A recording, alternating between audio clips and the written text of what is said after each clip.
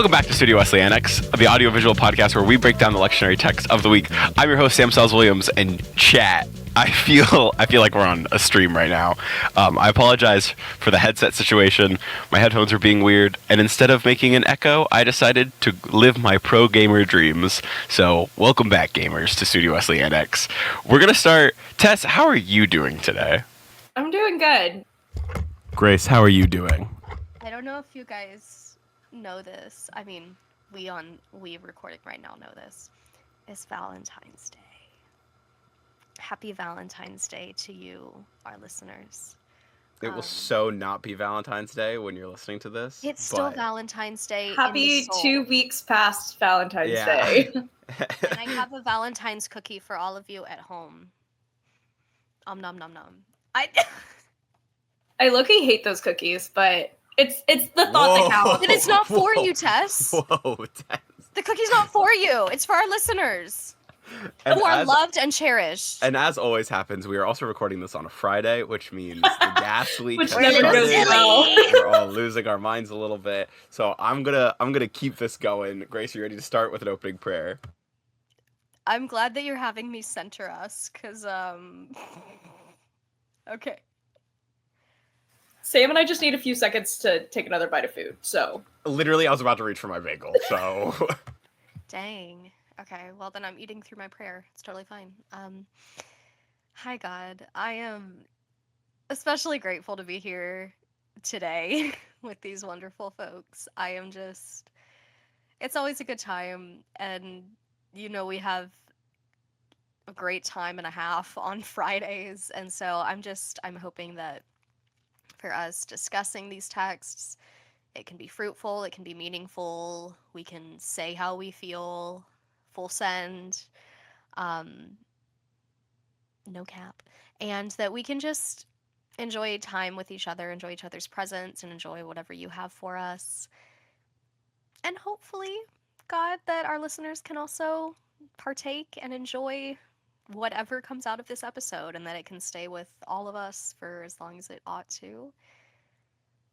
And that we can be silly and serious and wonderful in all of the things that you ask of us. So it's in your name we pray, God. Amen. Amen. I like how you said we're gonna full send it. I like that. I feel like that's gonna be our theme this episode. Full send, no cap. Tess, are you ready to full send it to Genesis? Chat, we're going now. Chat, we're going. Oh God. Yeah, let's do this. I'm gonna be so honest. I don't have a whole lot of feelings about this text. Everyone on these episodes always hates on Psalms. I'm gonna hit on Old Testament for a second, because every time I see Genesis, not just Genesis. Anytime I see Old Testament, I'm like, really? Why did I get this? Like, really? Especially when it's Genesis, because Genesis is so hit and miss, where I'm like, oh, this is either gonna be great, or I'm like, I have no feelings on this. I would be so honest about this text specifically. So let me tell them what text it is. It is Genesis chapter 45, verses 3 through 11, and then verse 15. I'm gonna be so honest. The verses that I have the strongest feelings about are the ones that aren't even included in this, because I think 1 and 2 is just really relatable. So I'm going to read that instead for a second. It says, "Then Joseph could no longer control himself before all his attendants, and he cried out, 'Have everyone leave my presence.' So there was no one with Joseph when he made himself known to his brothers. And he wept so loudly that the Egyptians heard him, and Pharaoh's household heard about it." First of all, needing to be alone, real. Like, everyone get out of my presence. I need this moment. Real. Crying so loudly that the Egyptians hear you. Also real. Like, maybe it's just because it's Valentine's Day and I don't have a date, and so I'm just like, you know what? Being alone and crying about it, relatable. So relatable right now. But then the actual text is Joseph talking to his brothers after they sold him into Egypt, and now he's back. And the thing that I kept kind of thinking about here was this idea of, like, they didn't know they obviously had no idea that he was going to come back and that he was going to come back as the ruler of Egypt and like all of these things. And it got me thinking about the idea of predestination, because we as Methodists, predestination is not a big word with us, but for other denominations it is. And I just like, I don't know, for me it's one of those things because I was never really raised on it. Like obviously you hear all the time, God has a plan for you, and anytime something bad happens, it's God's plan. But it just, that was never a big part of my doctrine. And so sometimes it's so hard for me to believe or like to understand other people seeing things that way. And so I know that's like not directly connected to this, but it kind of is, because I'm just like, I don't know. That's where my head went when reading this. And it just kind of brought me back to conversations I've had with people of other denominations. And I'm just like, I don't understand how you can go through every decision you make and every step of your day, week, month, life being like, oh yeah, God made this decision for me. Like I didn't choose to wear a blue shirt today. God chose, like it just, yeah. Grace, I would really love to hear your viewpoints on this. My best friend is Presbyterian and is like full sons, Yep. but like that's very, fully like those are the people I had in mind when I was saying this. Yeah. Those people. No, it's great. And that's the thing is about seminary, honestly, or technically Candler is a school of theology.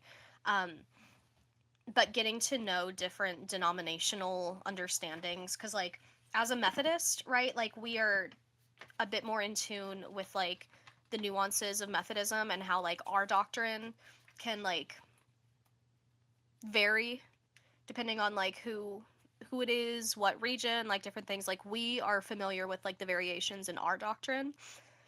And then every other denomination, because they're an other categorically, then it's like, oh, well, this is what the Catholics think. This is what the Baptists think. This is what the Presbyterians think. And it's not like that, you know? And so it's really cool to like my best friends right now are Methodist-ish, Pentecostal, especially like Hispanic Pentecostal, so really Pentecostal, and then Presbyterian. One of my friends was thinking about becoming Mennonite. One of my other good friends is, I don't know what like her specific denomination is, but she has been having a great time with the Quakers for a while. So yeah, I wanted to bring that up in responses as well, just in terms of like for us, like predestination is kind of a wild concept, and like I am certainly not one for predestination, but it's been really interesting to like hear like an insider view of it. Because yeah, like I feel similar. I'm like, how could we, like there is this deep struggle of what do you mean like when something bad happens and someone says everything happens for a reason? Like that's, pardon me or don't pardon me, but like that is bullshit to me. And so, and like that's part of my theology. And like it's almost comforting to know that somebody else has like a positive rationalization. And like we know that there can be like negative rationalizations for things as well, but like that somebody's theology can like positively utilize a concept that I just cannot fathom. But especially when looking at like the Genesis text, like the deep emotions within it that you brought up, Tess, like he's so overwhelmed by seeing his brothers. He's like, everybody needs to get out right now so that he can just have alone time with his brothers. And still like that is like pushing out. Like, of course, people still hear him when he's so overwhelmed. And like, that's so real. But yeah, I don't know. That was kind of a lot of like rambling and personal story, but I'm gonna chime back in, even though like I know Candler and Duke, not besties, but love Miss Kate Bowler up at Duke. Her book, everything happens for a reason, and other lies I've learned, or I've loved to hate to love, whatever. But it's this same, because she was diagnosed with cancer, and that's what everyone around her was saying. She was in the midst of her thesis that was all essentially about like positivity and religion, and like it's a really great book if you haven't read it. But yeah, like there's something to be said for, finding lessons out of bad things happening, but just the mentality that every bad thing that happens for a reason. Like, how do you justify like a teenager dying in a car crash? Like, how can you possibly justify that? Anyway, book plug. It's a really great book. Go read it. It's tiny, it's short. That's my soapbox for the day. I'm going to rapid fire 2 not important points before we talk about the serious thing. First, Grace, with your conversation about like being friends with people who all believe different things, this is fully at the discretion of Mike if he even wants to put this in. I read, if we're talking about book plugs, Ted Sorensen was JFK's speechwriter and is a hero of mine. And his autobiography talks about how his religion formed him, because he was Unitarian and had some Quaker-like roots. I heavy with the Unitarians. I don't know if that's going to be put in the podcast, but it's true. Reading his book, like, seeing how people agree on certain things while calling it a different name. Yeah, I vibe with Unitarians. Second not important thing, I am 20 years old. Still to this day, every time I'm looking at the story of Joseph, I'm like, I don't remember this. What is, this is Little Joe from VeggieTales. This is the one where he's sold to go work at the pizza parlor, and he's really good at making milkshakes. So they keep him, and then he becomes sheriff. Guys, I know this story. This is Little Joe. This is one of my favorite VeggieTales stories. Anyway, all that super not important stuff aside. That was not on my bucket list for this Friday. I'm just throwing that out there. I love Little Joe. It has one of my favorite silly songs in it. It has the belly button song, guys. So I like know Little Joe. Y'all do not know how hard I'm fighting to not run and get the little baby broccoli crown that's in my fridge right now for Little Joe representation. Little Joe it's such a good one. It's a Western. Anyway, not important. About predestination and about like the serious things. I also don't subscribe to predestination and don't like it. I think, Tess, I was like figuring out what I was going to say on this. And then Tess, you talked about like her at Duke being diagnosed with cancer. And like, as someone who understands what it's like being in the family who's sometimes told that, hush, illness is not a metaphor. People don't die because God needs more angels in heaven. All of those things I think are really bad rationale. But what I love, something that one of our pastors back home used to say, is in response to people who believe in predestination, because I'm not going to tell you that your idea is wrong. If you believe that this tragedy happened for a reason, what are you going to do about it? Because maybe it's something happened for a reason so that you could do something. Because if you think that, what it always came up with was volunteering for hurricanes. If you think that this hurricane struck this group of people for a certain reason, what are you going to do about it?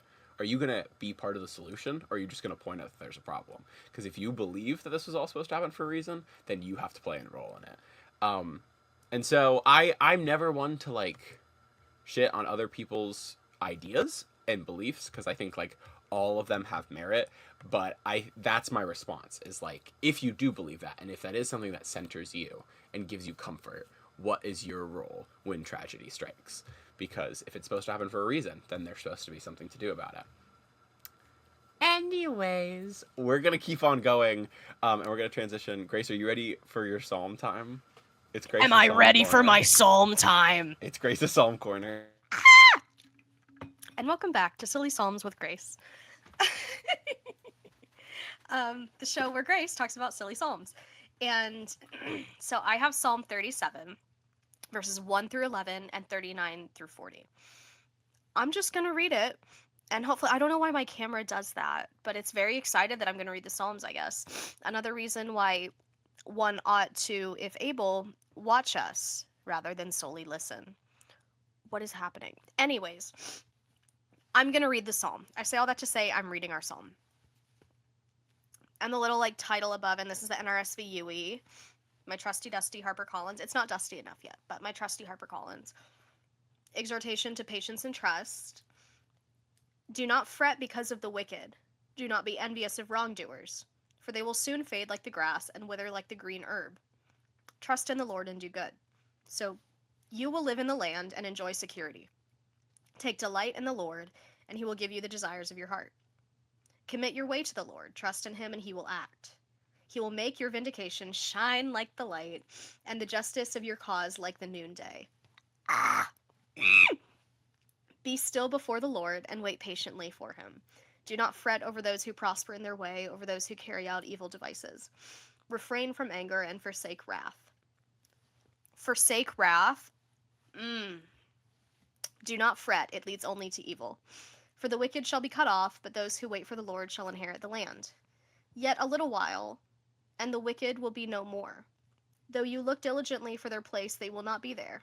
But the meek shall inherit the land and delight themselves in abundant prosperity. And then we go to 39 and 40. Which, like, still, like, the whole psalm is beautiful. Read the whole psalm. But the salvation of the righteous is from the Lord. He is their refuge in the time of trouble. The Lord helps them and rescues them. He rescues them from the wicked and saves them because they take refuge in him. And, like, there can be icky theology, there can be great theology all in these passages, right? Like, I don't love the interpretation of, like, don't be anxious. I don't know if anybody on here is a One Direction girly. I for sure am.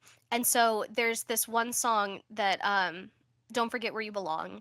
But there's a line in the chorus that says, if you ever feel alone, don't. Like, oh, thank you. Thank you. I don't feel alone anymore. Great. That was great advice. Or like, simply don't be anxious. But interestingly, and this is not to negate anybody's anxious emotions, depending on the severity of the anxiety, it really works, and this is like a medical, like clinical thing, to be like, that's kind of cringe. Like, don't be anxious about that. That's like a really like that's a really stupid thing to be anxious about. To like tell yourself that. Or like, if I'm driving, I'm convinced that all of the semi-trucks are going to crash into me at the same time. To the point that like I start like shaking and I like tense up while driving and I'm like, but like I'm driving right now and they're like clearly not going to do that. And like I've made it through so many semi-trucks. And sure, like there could be, you know, at some point maybe a semi-truck will crash into me. We'll handle that when it happens. But like I say all that to say, and I hope that it's making sense, that like I think there is a value in like really trying to like stay away from that. And it's weird, right? Because like we as humans experience anxiety. That is an emotion. And we as humans also sometimes have silly little mental health things where we experience severe anxiety.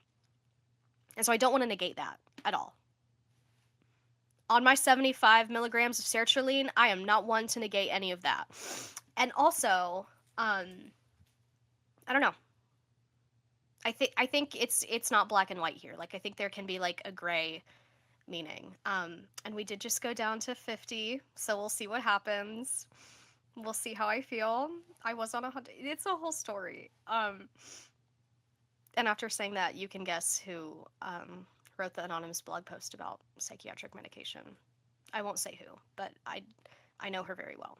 I know them very well. Let it be known that all three of us have now outed our anonymous blog posts. I was going to say, these anonymous blog posts, if you listen to all the media we put out, you'll find out very quickly. You'll figure it out. It's for people to put together on, like, game theory, Studio Wesley theory, Annex theory. Just remember, it's an Annex theory. Anyways, I've been talking a lot, but what I want to say about this psalm, especially in light of the Genesis passage and like the full story of Joseph and Lil Joe, is like, I feel, and I don't love this man, but you know the DJ Khaled quote where he's like, they don't want you to succeed. Or the Demi Lovato quote during that one award show when Demi's like, "There's so much hate in this world. We have to rise above." And like, they're very silly quotes to pull right now, but also like, there is comfort in just trying to seek comfort in the middle of turmoil. And for me right now, and I don't know how anybody else is feeling about the state of anything, I am finding comfort in the small moments of joy. I am finding comfort in at least myself and my friends suffering together.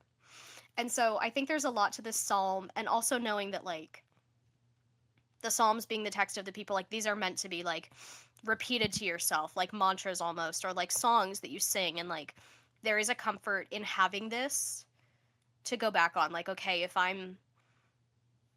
feel like a semi truck is about to crash into me, or if I'm like, damn, like market was rough today, there was not enough food for me and my family, or I'm standing in line to go get food from the Pharaoh and all of his guys, and I'm standing there and I'm like, which like that's so out of context because the timeline is so not accurate to that. But in these situations, right, you can sit and you're like, okay, like I will live in the land, I will enjoy security, like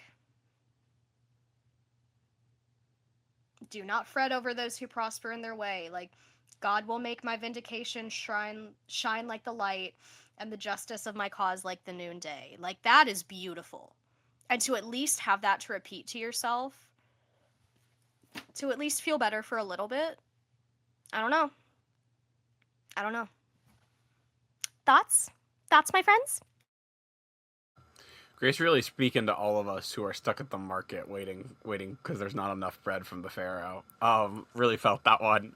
To be serious, like we've come on every episode and say I know how all of us are feeling, because it's just prevalent. But sometimes it's hard to tell yourself not to fret when there are evildoers, and I think it's important to have a mantra that tells us to do it. But it's still hard because I think for a lot of text, there's a difference between the timeline God works on and the timeline we want God to work on. And so the idea of like a little while and the wicked will be no more. A lot can happen in a little while. And that sounds very sad, but I think it's real to say and to echo what you said, Grace, that this is what we're supposed to remind ourselves, even when everything is telling us that it's not true. So that's my little serious rant. My only other one is verse 8. Refrain from anger and turn from wrath. Do not fret. It leads only to evil. That, because fear is the path to the dark side. Fear leads to anger. Anger leads to hate. Hate leads to suffering. That's the same quote. And I feel dumb that I read 8 and was like, whoa, they stole that from George Lucas's amazing writing. That's the only thing I really want to add to this conversation. Look, we see what happened to Anakin. And I love him. That is my reddest flag. I will support Anakin Skywalker till the day that I die. But you know what? We love him. We redeem him. He redeems himself. And church, there is hope. I'm sorry. The culture happening on this podcast between Sam being a gamer and then VeggieTales and now Star Wars, like, it's great. It's great.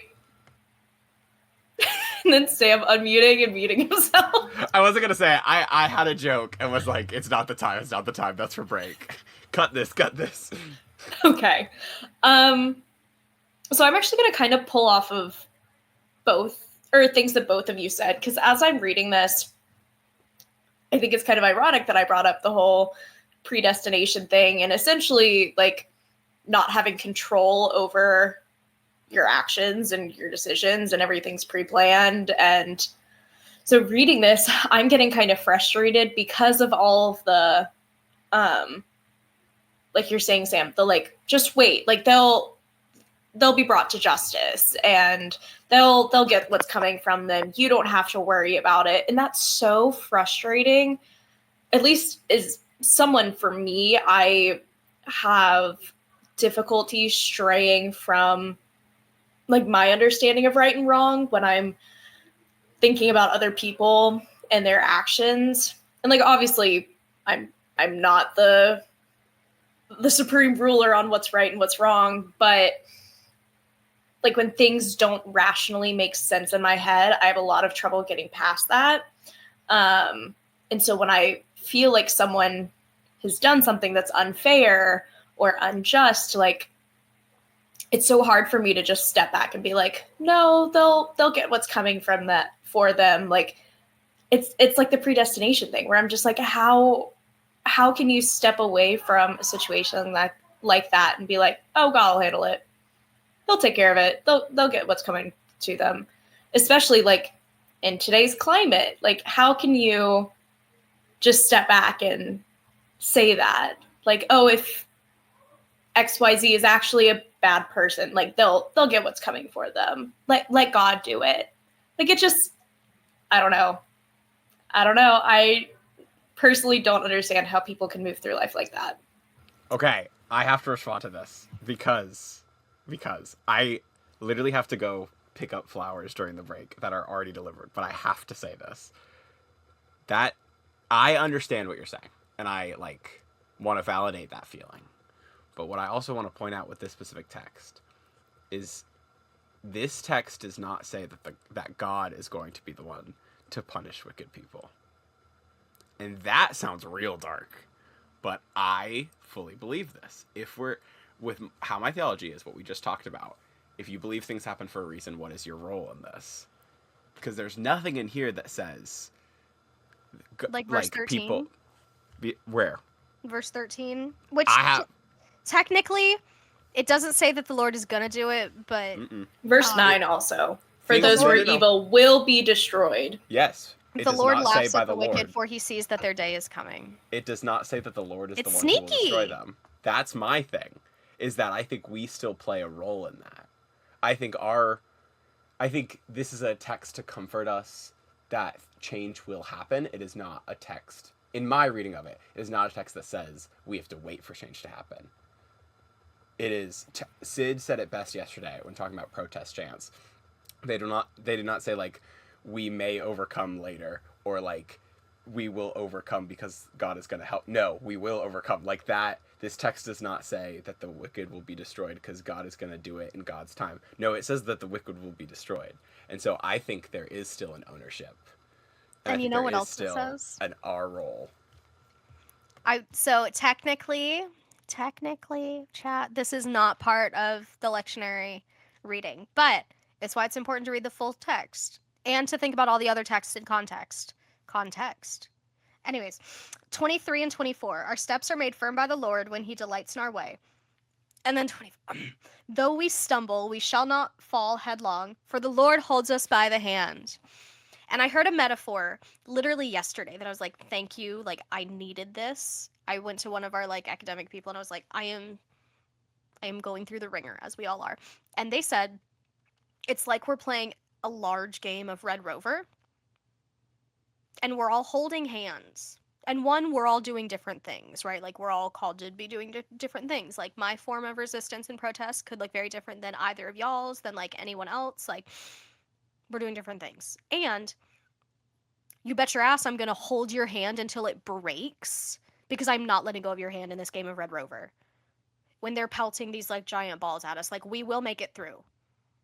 And maybe not all of us, but we will do our damnedest to make it through this huge game of Red Rover. Also, reminder, friends, Psalm 22 exists for when you're just pissed off. Because this is a very hopeful, like, la la la, God's gonna help. And also Psalm 22 exists for when you're just pissed off. Go get your flowers, buddy. Well, I think that is where I want to end this, specifically with, like, I always say, what do you think about during break? I think that, what is your role in this? Because here's the other thing. You don't have to agree with us. That is something I always want to stress with this podcast. You don't have to be feeling the same things that we are. And yet, I bet even if you do disagree with maybe why, or maybe you're in a different place, the world still feels stressful all the time. So thinking about what your role in this is, thinking about where you stand and who you stand by, and whose hand you're holding, I still think is an important message to leave everyone with. So So we're going to take our break, and I want you guys to think about that because I think it's important. So we'll be back. Hi, guys.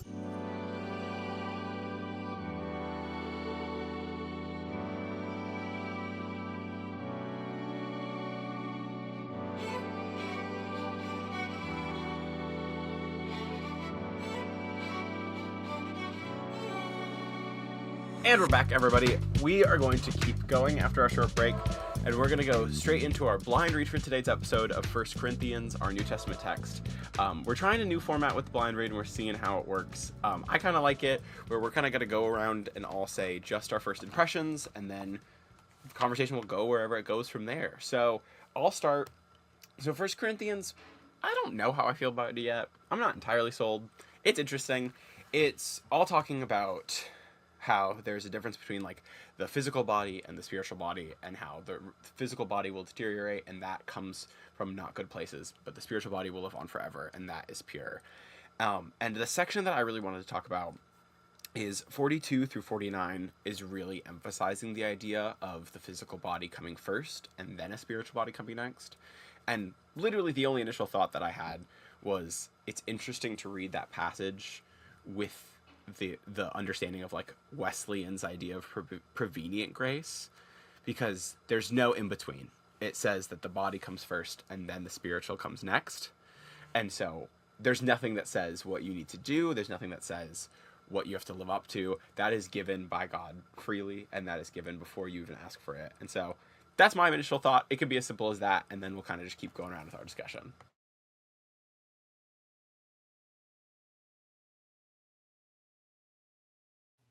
Tess, bestie. I'm happy to go. You go. Heard that. So, yeah, I always go back and forth on how I feel about Paul's writing. Bless his heart. But I think my initial thought is just I'm frustrated that other parts of this were not part of the lectionary selection.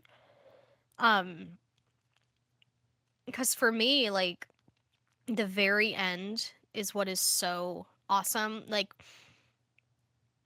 especially 58. Therefore, my beloved brothers and sisters, be steadfast, immovable, always excelling in the work of the Lord, because you know that in the Lord your labor is not in vain. And like, that's beautiful in general, but also as like a closer to such a big statement, because we're like getting towards the end of 1 Corinthians anyways. So like, I appreciate that, and I think like that's really meaningful, especially looking at like our previous texts. But yeah, I mean, it feels very not back and forth, but just very like up here. For our listeners, I just like waved my hand above my head. It just feels very in the clouds. But like, I don't know. It makes sense knowing like what I've like learned about Paul in my New Testament class so far, of just like he is a writer. And so like a lot of the writings here like do have that influence of like very strong like rhetoric and very like intentional like references and like word choice, and like I'm seeing that here, and I'm just like, this, to me this feels too fluffy compared with like something with like deep content. And I know that the content is there, I know that, but to me the fluff is like frustrating. So I think it's interesting because Grace and I were talking a little bit during the break, because I was like, oh, I kind of like this text, and she was like, not me. It's not my cup of tea. And I've since kind of changed my mind. I really like the beginning of this text. Also verse 36, at least in NIV, it's literally just how foolish with an exclamation point. Love that little aside. But at first it makes a lot of sense. Like, I like verses 35, whatever, but 36 through 37, I guess, like, makes sense, you know? When you sow, you do not plant the body that will be, but just a seed, perhaps of wheat or of something else. And that makes sense because, you know, like, you kind of grow into it. I'm like, cool, got it, I'm there. But then Sam, to your point, the like really strong emphasis on like they are two separate things. Like this is first, this is second. And so it's just almost this idea of like, I don't know, it almost feels like it's saying that your spirit doesn't start until after the end of your physical body. And so then I'm like, so are we just here as physical beings? Like there's nothing higher than that with what, like with who we are at this moment. And so I don't know, I liked the metaphor that they started off with, but then and even if we go back to that metaphor, it's not like you plant a seed and then one day the seed disappears and is replaced. Like it grows from the seed. The plant grows from the seed. So I don't know. I don't feel like the metaphor at the beginning of this really fits the strict like separation that comes after.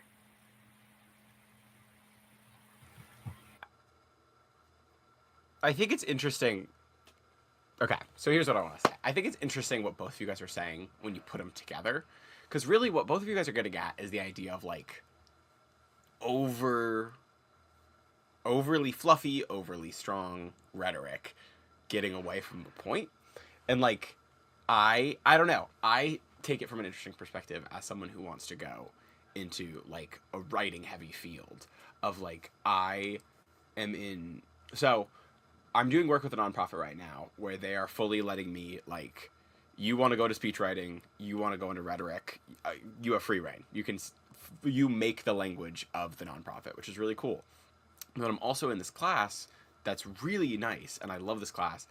It's my public relations writing, which is all about condensing and all about like whatever you wrote could be 50% shorter. And so both have merit. There is a conversation about like, especially when it comes to topics like this that are amorphous and hard to understand and also spiritual, and so not based off of fact. Do people resonate more with, here are the facts, here's what I think, here is what you should do in your daily life, here's how it's applicable, or does like the soaring rhetoric change people? Because like if we're getting away from what this text is about and just looking at like the words, I like it. I like how it's written. I think it flows really nicely, and it does make me engage with it more. And yet, to Tess's point, I don't actually like what they're saying. Like, I think it's a beautiful metaphor that means something I don't agree with fully. And so I think there's a lot to be said about that, about how religion should be articulated specifically. You know, it makes me think about what we were saying earlier, just about like different denominational understandings too, and how like even if we disagree with something, like we disagree like in an informed way, you know, or like being able to see like the intricacies of like all of the different Baptist conventions and spaces, or seeing the intricacies of like what does the Catholic Church actually look like in 2025, or what does Presbyterianism actually like equate to. And so like having these different spaces, and similar to this passage, just of like I do disagree with this, and also like I see all of the work that happened here, and I think that is really cool. Or I think like thank you for explaining more of your denominational like doctrine or polity or whatever it is. Or as a Methodist, like being able to explain things about our denomination and take that criticism when somebody has something negative to say, like really like take that criticism and be like, okay, well, I had an informed conversation with this person, and you know, they taught me about their stuff, I taught them about my stuff, and we found like a better, like respectable way to disagree on theology. I have one more soapbox, I think, for this episode, and that's just, Grace, what you're talking about, like having those informed decisions. There's such a responsibility on all of us in this day and age to put in the work necessary to research what's happening in the world around us and to form our own opinions so that we can then have those informed conversations. And the same thing, I mean, same thing with religion. Like if you're raised in a certain denomination, once you get to a certain age, you should know why, and you should know if you still agree with it. Like your parents may, but you may see things differently. And so just, I think being really intentional with what you think, why you think it, and being able to then articulate it to other people, like that's how we grow and expand our horizons and expand our awareness, is having those conversations. But first of all, the responsibility falls on us to thoughtfully prepare to have those conversations with other people. And I'm straying so far away from the text because I think we I don't know. There's this.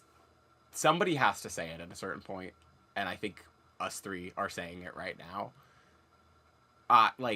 We should be able to have conversations. I think conversations are really important. I think you should stop seeing whatever you believe in as truth and start seeing it as a thing that you believe. But also, one thing that I will add that I have really tried to reckon with myself, and I still struggle with, is I think, yes, it is a personal, you need to be able to wrestle with what you think. You need to be able to listen to other people's opinions. But also, hot take for our generation, sometimes you don't have to have an opinion. Sometimes your job is to listen to people who are smarter than you and to just take in information and use that to form your own opinion. Because I think, not to get on a soapbox about social media, but I feel like we're programmed to we have to now have a response instead of having that buffer of why am I thinking this? And I think religion is, I was just having this conversation with my friend, I think religion is the most potent example because belief is so enwrapped in an identity. And so if you're disagreeing with me, that means you think I'm wrong and I'm not wrong. But what if you are? What if we sit in the in-between of maybe both things are right, maybe both things are wrong, and maybe there's a mix of things in the middle? I don't know. Don't know how we got here with this conversation, but I'm glad we did. No, I completely agree. And not even just stopping and listening to somebody who's smarter than you, because what if you're wrong, but just listening to people, and they're I have been in plenty of conversations, right, where I'm you're so wrong right now. You're please stop. You're so wrong right now. And it's taking everything in me not to just scream at you and correct you. And also connecting with someone's personhood at least. Or there's I say that with some privilege, right? I say that as somebody who is able to engage in potentially a respectable conversation with somebody that might be really hateful. Maybe. This is an allegory. This is an imaginary person. But to be able to just engage in conversation or engage in listening for the sake of listening to another person and establishing that connection goes a long, long way. Especially in this age, like you said, Sam, where we are raised to have an opinion on something, or a single double tap liking something means that you have an opinion on that thing. When you take a step back and just listen, it means even more now, I think, too. And right, there's this difficulty of if it's just one side that is listening and another side refuses to listen, right? It takes communal effort.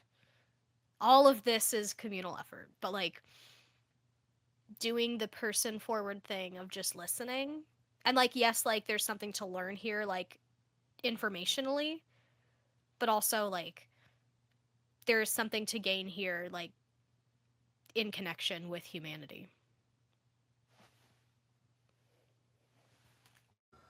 Tess, I don't know if you have anything else to add. Okay, because I didn't want to cut you off, but I think hearing that, I'm going to transition straight into the gospel, because I So today's gospel, Luke 6:27-38. I'm doing no notes this time, because I got some thoughts and feelings about things that are happening as we speak. So Luke 27-38 is the classic turn the other cheek narrative. I'll read just the beginning of it. But to you who are listening, I say, love your enemies, do good to those who hate you, bless those who curse you, pray for those who mistreat you. If someone slaps you on one cheek, turn to them the other. Also, if someone takes your coat, do not withhold your shirt to them. And here's the thing about this text and about our current world and about exactly what Grace just said. As much, I don't care what you believe. We'll start with that. As much as you're going to say that you don't, you hear this text and think of a caveat. I read this text and I think of my caveats. This text does not have caveats. Originally, before I started feeling all these feelings and we started having a conversation that was completely off track but really, really necessary, and it led me onto my soapbox, I was going to say that I don't have a lot of commentary to add because I don't think there should be commentary on this text because the words are there. And this is one of those texts I think you don't argue with the words. Because I think our human nature is to figure out what our caveat is so that we don't actually have to do this work. Because it's hard. Grace, when you said when another side is not listening and you are, that's hard and that sucks. And sometimes it means you're going to get slapped in the face. And yet, that is what the text is talking about. Like, I do not want to undersell how hard that is and how sometimes it means that your blood is going to boil because you know someone doesn't respect the idea that you exist or that people you love should have fundamental rights as a person, and yet they are not part of the caveat of this text because there is no caveat to this text. It does not say turn the other cheek to people that you think mostly agree with you, but you can kind of see where they're coming. It doesn't say any of that. And I think this is going to lead into a larger discussion, so I'll curb my soapbox for now, but like, there is no caveat to it. And it sucks, but that's what it means. If you actually want to make change, if you actually want things to happen, if you want to not be someone who adds to the cacophony of noise that's constantly going on, sometimes it means turning the other cheek and being quiet and letting somebody who you fundamentally disagree with have the same rights and privileges that you do, because honestly, no matter who they are or what they believe, they share the same amount of humanity and the same amount of Christ that we do. So I know this is going to be a longer conversation, but that's my immediate, my face is really red and I feel all hot rant. All I can say right now is, damn. Like, I think this is one of those texts that we've all heard a million times, and that it always comes up at uncomfortable times, because how can it not, right? Like, we're talking about loving people that we don't want to love, and we're talking about, letting people mistreat us without the chance or need to settle the score. Like, that sucks. It's hard. It's human nature that it's hard. Honestly, what stood out to me when I was reading this, because I feel like it starts right after the usual, like when I've usually heard this, it usually cuts off after 31. But verse 32 goes, "If you love those who love you, what credit is that to you? Even sinners love those who love them. And if you do good to those who are good to you, what credit is that to you? Even sinners do that." And so it's saying, like, you need some initiative in this. You can't just go around, like, oh, this person's nice to me, I'm going to be nice back to them. Like, that can't be what's leading your decisions here. And I think it often, like, it's so easy to surround yourselves with, I'm going to go in a completely different direction here because this is where my brain's going, but like, echo chambers are a real thing. And it's so easy to surround yourself with people who like similar things to you and believe similar things to you. But like, where are you getting with that? Like, it goes back to, again, if you love those who love you, what credit is that to you? Even sinners love those who love them. Like, you have to your point, Sam, sometimes just kind of sit there and let people do what they're going to do and acknowledge the fact that, like, they are just as human as we are. Are there some things that are right and wrong? Maybe. Are there some things that are just and unjust? Maybe. So I don't know. I honestly feel really challenged by what you said, Sam, as far as the like, there's how can you read this with no caveats? Like, challenge yourself to read this with no caveats, to just acknowledge this. And the last thing I'll say is I feel like I probably brought this up on a podcast before, but it's clearly impactful. When I was in high school, my world history teacher played us a video of interviews with Nazi sympathizers after the war. And essentially it's asking them, why did you choose this path? Like, why did you side yourself with these people? And I know we were all expecting, Nazi ideals. Like, oh, well, we hated this group of people. We wanted them gone. But it really wasn't. It was, oh, we wanted to protect our family.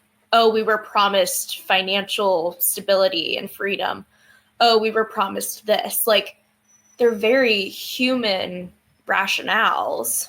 And so I think that, especially watching that as like 16, 17-year-old, like that was powerful because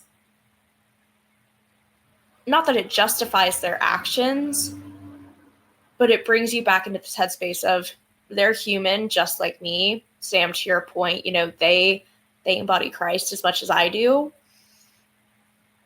What they do with that, I think that's the part that we can judge, and their actions and like that we can have a little bit more discernment on. But as far as them as a person, they are human just as much as we are.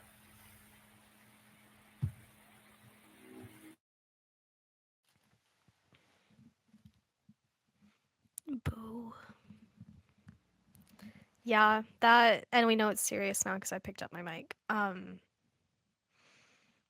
I hate this shit. I hate it.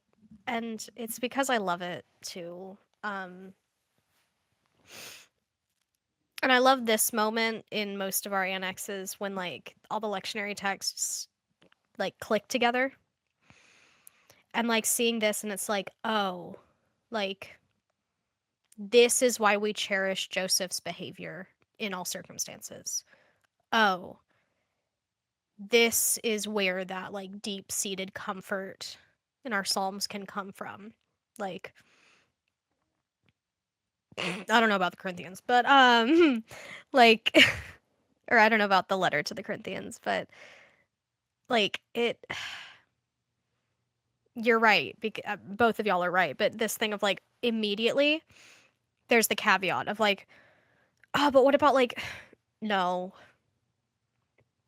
And like it is so difficult. Like there are people that have hurt me throughout my life when I was a child, when there were other children, when I think of like people who were mean to my mother at her workplace, when I think about like the people who are actively harming my friends right now.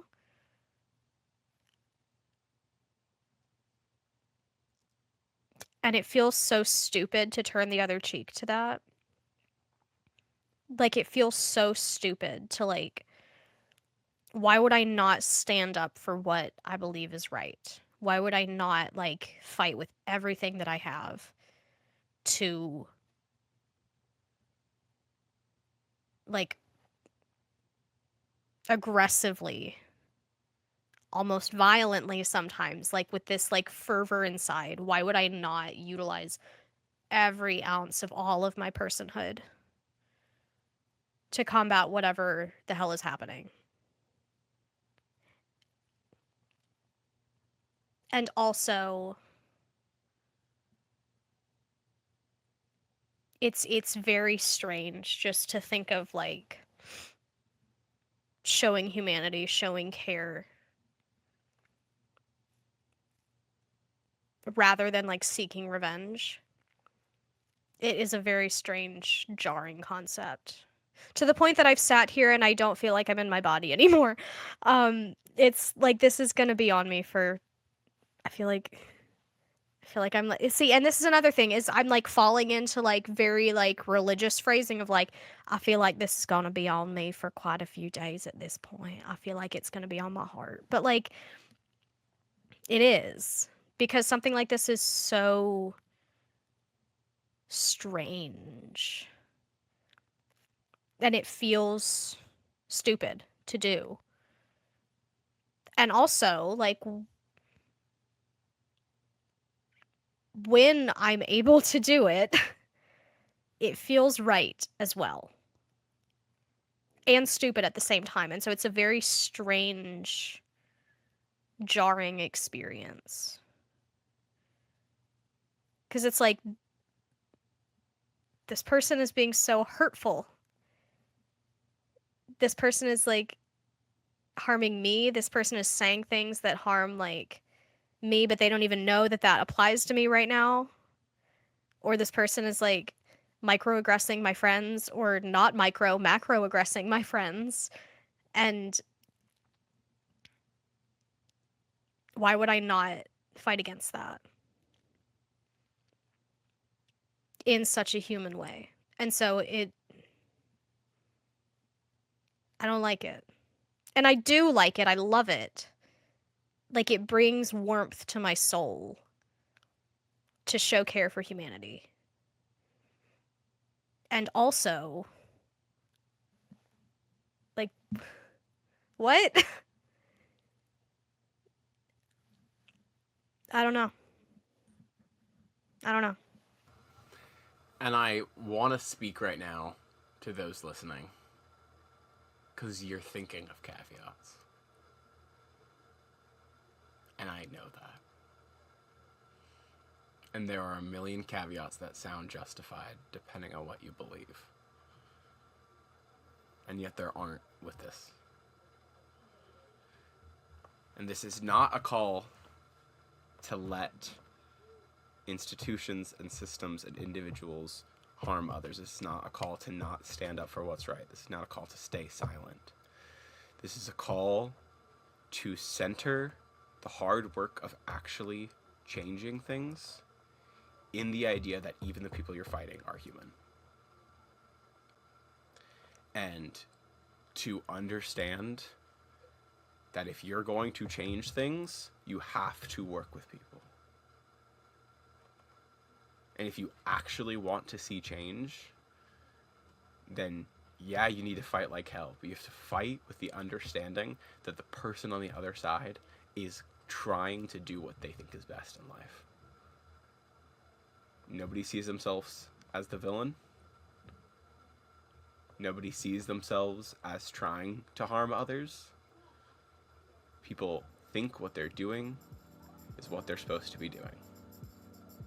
And it is our place to work to combat evil when we see it, and yet realize that people are still beloved. So we're not going to do a closing prayer today, because we're going to sit with that. And I don't know what you're thinking, but whatever caveat you're thinking about, try to put it down for a second. And think about the people who live inside those caveats, and see them as a beloved child of God. And it's not easy, but it's right there in front of us. It's just the words today. So with that, if we